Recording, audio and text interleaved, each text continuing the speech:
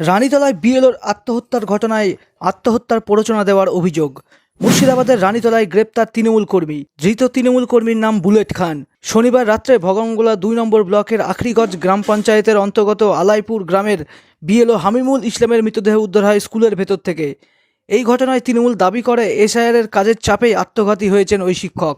পথেও নামে তৃণমূলপন্থী বিএলও সংগঠন। এবার এই ঘটনায় নয়া মোড়, গ্রেপ্তার এক তৃণমূল কর্মী।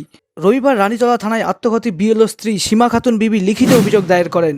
সেখানে তিনি জানান, এসআইআরের কাজে স্থানীয় মানুষের চাপের পাশাপাশি বুলেট খান নামে এক ব্যক্তি চাপ দিচ্ছিল স্বামীকে। বুলেট খানের সঙ্গে অর্থনৈতিক লেনদেন ছিল হামিমুল ইসলামের। স্ত্রীর দাবি ২০ লক্ষ টাকা বুলেট খানকে দিয়েছিলেন স্বামী, কিন্তু সেই টাকা ফেরাচ্ছিলেন না বুলেট খান। টাকা ফেরাতে অস্বীকার করেন বুলেট খান। দেওয়া হয় হুমকিও। সেই চাপেই আত্মঘাতী হন হামিমুল। আজ লালবাগ মহকুমা আদালতে তোলা হয় ধৃত বুলেট খানকে। ৭ দিনের পুলিশ হেফাজতের আবেদন জানিয়ে ৫ দিনের পুলিশ হেফাজতে মঞ্জুর করেন বিচারক। ঘটনা তদন্ত নেমেছে পুলিশ। মনমোহিনী হেলথ কেয়ার, স্বাস্থ্য সেবায় অটুট শ্রেষ্ঠত্বের শিরোপা।